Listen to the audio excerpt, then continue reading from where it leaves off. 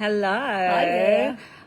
I don't know for anyone who doesn't know out there, but we're turning 40 this year. I'm 40 next year. That's the only way I remember. I know. I got pregnant just at the start of the business, and this is what ended up happening. I've wondered how you actually had time to get pregnant when you were starting a business. Well, it only takes a few minutes to get pregnant. The rest of it's the hard part.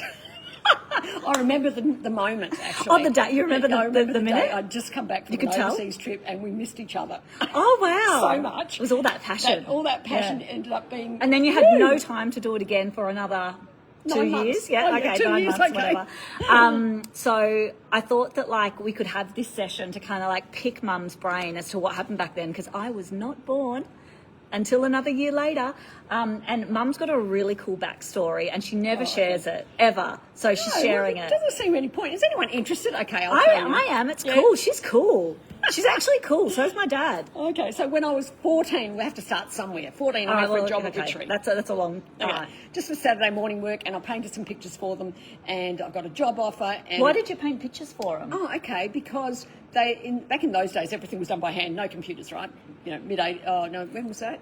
That would have been early 70s when I started work, yeah. When you were 14? Yeah, when I was 14.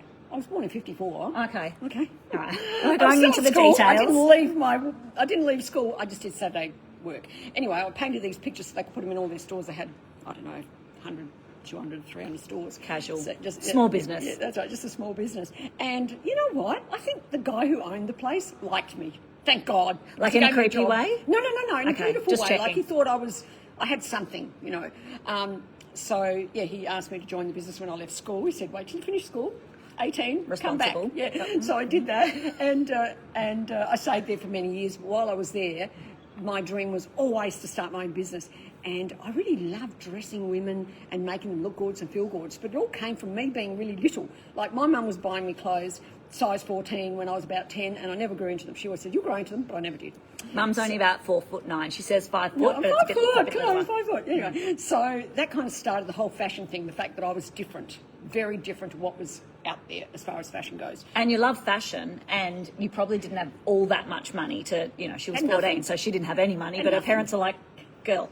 Yeah. Had a sewing machine though, mum's sewing machine, and made my own clothes, which was fantastic, and sold them. I think I sold my first dress when I was probably 14. I kind of like to say I was about 12, because I remember being really young, selling my first dress to a girlfriend, and for $1. And it wasn't much. Even back then it wasn't much, but I just loved the fact that I sold it. So sales, fashion, artistic, creative stuff, it was all part of me right back then. And you went through a stage, didn't you, of being the person that painted faces on mannequins at Witchery? Or did I make that up? No, when I started, I went into the display area. They had a lot of windows, and there was a whole display team. So I painted, I did their makeup and dressed them, and isn't that painted cool? Props. Yeah, I painted props. I remember painting this massive rooster, all hung together like a what are they called, mobile. Yeah, that's and cool. Hung it in a 2-story window. That's how big it was. And I was only 18 at the time. I mean, I that's thought that amazing. Was fun. Yeah. And along the way, because I had this passion, wanting to be a fashion designer, I decided to leave Adelaide. That was in Adelaide after about 3 years. And I said, look, I'm going to be a fashion designer. I'm going to Melbourne. See you later. But the owner said, oh, come and see me. So when I got to Melbourne, I certainly did go and see him, and I stayed there for many years, being buyer and designer there, and then job offer for Just Jeans, being head buyer there. And while I was doing that, that creative dream was there about starting my own business, so I did that. And that's when I got pregnant. Okay. Yeah. And she left the part out that my dad also worked at Witchery. Oh, that's right, he did too. Yeah, Sorry. yeah. So they were kind of like a team. They were a team, kind of like running the show there, and then they're like, hang on a sec. This is easy. We're going to go and do it ourselves. Is that what we thought? I think that's what people think when they start a business, but it's just not. It was in the middle of a recession, mid-80s, and I remember someone saying, what are you starting a business for now? Don't you know there's a recession on? And I thought, what recession? No.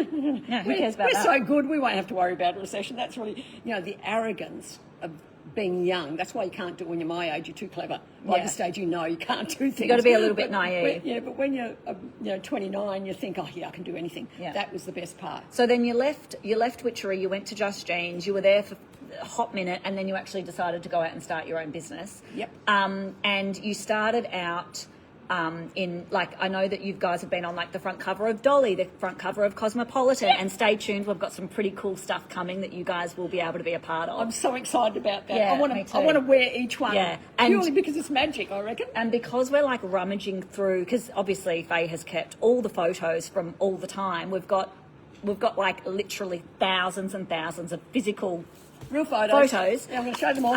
That we can share with you guys, and original logos. We've actually got the first hand-drawn motto logo. We've got some copies of it here, and because it has evolved so much over the years, but we thought we could just share that with you guys, just to give you a little bit of a glimmer of motto in the olden days. In the olden Can I say days, olden days? When we first started, yeah. Oh, that's cool. That's super cool. So we, because I I'll was show close and you can because talk. I was artistic, I kind of put it into my fashion. So there's one of the first prints that I made. It was Australian inspired, but have a look at the logo. Go there. Can you see that? That was our very first logo. It had little boxes around it. I don't know if it's clear. I don't know. It's probably the photo also isn't actually that clear. Oh, well. Yeah, but that's very cute. Yeah, very very cute. cute. So that was a massive. That actually put us on the map. That put us in vogue. That actual range. tee. Well, that range. Okay. That range of those kind of prints in many different colours. There's probably other photos. It is It's the very only one. Australian inspired, It's isn't Australian it? inspired, yeah. And Is that are they kangaroos? kangaroos, Are they emus, all that kangaroos? sort of stuff. Oh yeah, they're animals. Animals, and the range, the colour range back then was very Australiana, like the mustard tones, the earthy tones, the olive greens and all that, and the bright greens as well. That was part of it. It's strange I didn't do any blues in that. But anyway, moving on. And I remember this is probably late 80s because I don't know that I'd started school yet, but I remember being in an old like warehouse in Collingwood. Yeah. Was this the place here? Yeah, it was similar to this building actually that we're in now with the exposed brick. That girl there was our pattern maker. I think her name was Maddie. Hey, if you're out there, Maddie, say hi. Hi, Maddie. Yeah, and look at that fabulous outfit. I said to Lauren, we could make this now. Yeah, it's so cool. And there was always like cutting tables and. Well, that is there. Yeah, that's You the can cutting see- table. I think Literally, you can see that's the cutting table there. So it's really authentic. And then I remember doing like, there was lots of fashion parades, and we were laughing because these two dresses are not that far off what we're wearing today and what we're designing for summer too, because stripes are so big, so it's really amazing. And they're gorgeous. And like even that. Yeah, look at that as well. This is a photo shoot. Yeah, this is one of our famous shirts. We used to call it the combo shirt, I think. Yes. And it had all different patchwork. We could so do it now. It's brilliant. But this was also all in natural fibres back then. When we started, we were all natural fibres. So it's all very much, like matching sets are still such a thing. Yes, and same here. That's kind of the same idea, but in prints. That was so cool. These are just some. We're going to be pulling out so many more. And the other thing I love is that you guys did a lot of calendars. I even remember when I was growing up and going into the Motto stores. So this would have been probably in the late 90s. There was always a calendar because we used to actually have calendars on our wall. What year is that? About 1980s. It's probably It doesn't 19 actually say the year, late which is 90s. funny. I would, yeah, I know. Because that's important for a calendar. Yeah, we didn't want it to date, so we did. But the days calendar, change. We didn't Yeah, put a year no, on it. yeah. Wow, we were so clever. But you do back have the then. days, so they won't Yeah, always. the days are there, but it doesn't say what year. I'm sorry, but it would have been early 90s, late 80s. That's one logo there, and that thing there is actually a needle, like a sewing needle. That my dad just told me the other day, actually, because now it's just the line. So Motto's logo has evolved, and we actually did, I don't know if I've told you, we did some market research. Oh, this is probably post-COVID, but it was around that time. And one of the main words that people who have known the brand for a long time actually say when they see the Motto logo was nostalgia. And I think that's really nice because that word is not a word that people would normally say, but when you just see something and you just feel like nice, because so many women shopped there with their mum and they remember their mum being so stylish, and now they're shopping at Motto, so it gives them that real warmth of family and connection. And so that's why our logo ain't changing. Well, it'll evolve. It's nostalgic. Staying like that. It's nostalgic. Yeah. Well, I want to talk about Minus this the Australian logo. Yeah, I want to talk about this calendar because if this was, let's say it was late 80s, early 90s, have a look at the fashion. That is so what we're doing next winter, and we didn't even see this, like it was nothing. We've already designed it and settled on it, and look at that horse. You'll see lots of horses and dogs around. Well, that's so part of it. Yeah, we're doing, there's like, Faye's getting really attached to her own dog. She wants her own dog to be on t-shirts. It's going to be on t-shirts. And I'm like, my dog's cuter than yours. Labby's going to be on the t-shirts. No, Labby's not. Yeah, Black Betty. Anyway, yeah, so that's brilliant. And look at the boots too over the pants. I mean, we were That's so like that. trendy. That's like when I did the boots over the jodhpur Yeah, I looks. know. You see See, what I they mean? all It's come like- back. They do all come back. Okay, so next pick here is that full skirt. In fact, there's something very similar. We've probably done it Can in I the see? tencel. Let me This is see. in cotton. Oh, I love that. Great outfit And the fabulous waist colour. belt. Yeah, and oh yeah, the That whole is thing so is cool. brilliant. And what? Oh, and look, this is another one of the print range that we had, the Australiana. cool. So look at those colours for Australiana. Look, I love that. It's gorgeous, isn't it? Especially because And- the brand then was 100% made in Australia, and we were really made in Australia all the way up to like maybe 2017. Everything was made just here. pre-COVID. Yeah, We were yeah, made in basically Australia. pre-COVID. And look at this outfit. You could so wear that today. That's amazing. I love that. That's I brilliant. love I that. remember when I used to get dressed up in those days, I'd always add a coat because it made me feel like I was in Paris or something. Yeah. 'Cause I used to travel a lot. Well, I still do travel, but I used to travel to Paris back then a lot. And look at that. Isn't that sensational? And red had to be part of it, didn't it? Red never goes out of fashion. Look at that. That's a really stylish outfit as Yeah, well. I love that. And I love that. we weren't quite corporate, but I remember that. Oh my God, I remember that jacket. That was big, giant shoulders, very nipped in at the waist, just so on trend for now. I wish I had it, but I don't because it's 40 years old.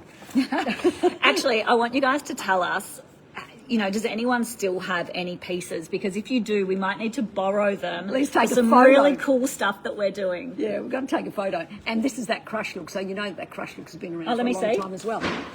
See, that's Oh, cool, yeah, it isn't was. That's actually not dissimilar to the Yeah. Tencel Street pant that we've got online now. It's in navy. And also our, what's it called? The one with the belt there. The paper bag. The paper bag. And we're saying that the paper bag pant is one of our oldest pants. It's been around for 40 years, just like a few other pieces. So they actually do stick around. We just modify them a bit. You know what I mean? we always Isn't that update cool? and improve. That's so cool. So what we're planning on doing is every Friday morning for the next however long it takes us to get through 40 years, we'll kind of take you guys through the journey of how Motto has evolved, because we've had the suit era, we've had the crinkle look era, you've had your bubble Print. skirt era, Yeah, print era.